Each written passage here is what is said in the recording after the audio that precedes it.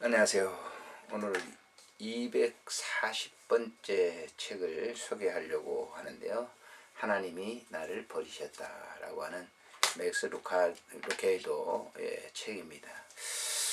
이분은 너무 잘 아시겠지만은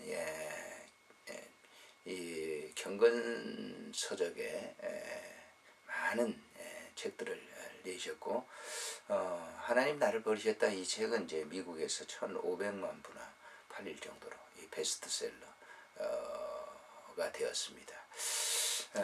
이분의 책을 저도 개인적으로 굉장히 좋아합니다만은, 우리가 책 제목을 보면 굉장히 이제 부정적인 그런 요소가 있는 것 같아요. 하나님 나를 버리셨다. 근데 반대, 부정의 반대는 이제 긍정이죠. 그런 것처럼 그런 내용으로 이제 전개되었다라고 하는 것을 먼저 말씀을 드립니다. 이분이 이제 이 책을 소개하면서 이런 얘기를 했습니다. 이 책은 희망적인 책이다. 먼저 이렇게 얘기합니다. 용기를 북돋워주기 위한 책이다. 지난해 동안 나는 들판에 나가 여러 생각들을 거두어 드렸습니다.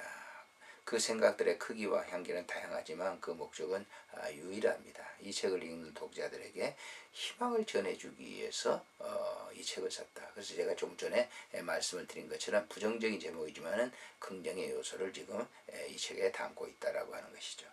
이 책을 집필하는 동안 나는 나의 독자들을 마음에 두고 종종 떠오르곤 했습니다. 몇 해 전에 걸쳐 이 책을 준비하면서 나는 몇몇 독자들과 가까워질 수 있었습니다. 그들이 보내준 편지를 읽고 직접 만나 악수를 나누면서 나는 그들에게 대해 잘 알 수 있는 기회를 가졌습니다.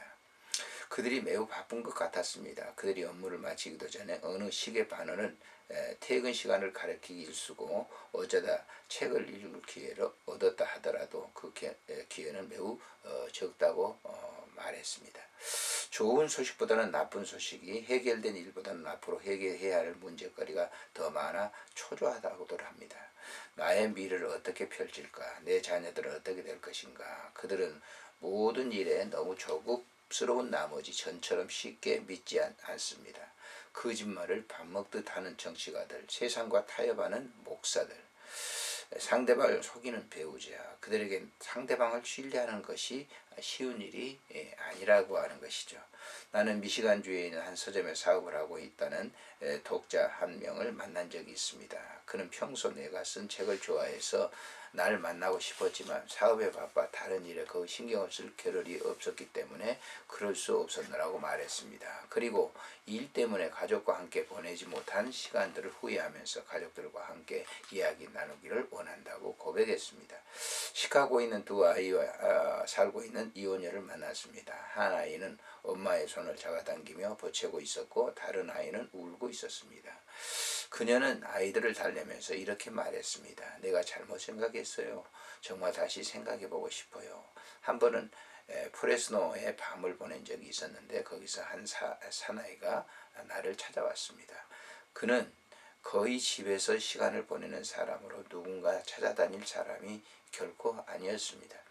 그는 아내가 자기 자신을 버렸다고 하면서 괴로운 심정을 털어놓았습니다. 나를 찾아온 그날 그는 아내가 써놓은 쪽지를 발견했습니다. 그는 나에게서 자신의 고통을 위로해 줄 만한 무언가를 기대하는 것 같았습니다. 이런 상황에서 하나님은 어디 계시는 걸까? 나는 이 책을 쓰는 동안 내가 만난 사람들을 생각하게 되었습니다. 그들에서 악의가 있다거나 그들의 냉혹한 성격을 가졌다거나 생각하지 않습니다. 가끔 완고할 때가 있지만 냉혹한 사람들은 아닙니다. 오히려 그들은 무언가 의로운 일을 하기를 원합니다. 때때로 우리는 우리들 자신을 일깨워줄 조언이 필요합니다. 설교가 아니라 조언, 바로 하나님께서 당신의 이름을 알고 계신다는 것을 상기시켜주는 조언입니다. 이 책은 많은 주제를 담고자 했으나 바쁜 독자들을 위해 전부를 선택하지는 못했습니다. 결국 불안해하는 독자들을 위해 희망의 메시지를 담았고 신중한 독자들을 위해서 성경에 충실하고자 아주 애를 썼습니다. 이 책에서는 은총의 서정시와 기쁨의 가락으로 당신에게 들려줄 레파토리가 잘 이렇게 준비되어 있습니다. 그 장에게 초대된 당신은 멋지게 준비된 이 연주회를 이 책을 읽으면서 갖기를 바랍니다. 이렇게 되어 있습니다. 모두 3부로 이렇게 나눠졌는데요. 제 1부에서는 나를 찾아오신 주님, 이 제하에 하나님이 나를 버리셨다. 나를 위해 싸워주시는 하나님, 하나님이 내 곁에 두신 영웅들, 나도 성경인물처럼 사용하신다. 크리스천의 명심보감, 하나님이 보내신 크리스마스 카드, 은혜로 찾아오신 주님, 나를 위해 낮아지신 주님, 나의 재산에 찾아오신 주님, 행운의 선물로 찾아오신 주님, 나의 9가지의 선택, 예수님은 나에게 어떤 모습으로 오시는가. 하나님이 나를 버리신 것처럼 보이지만 바로 그곳에 지금 하나님이 찾아오셨다라고 하는 그런 겁니다. 우리가 때에 따라서 그렇잖아요. 어떤 일을 아주 억울함을 당한다든지 아주 이제 고통스러운 그런 일을 당할 때 하나님이 여기 계실까?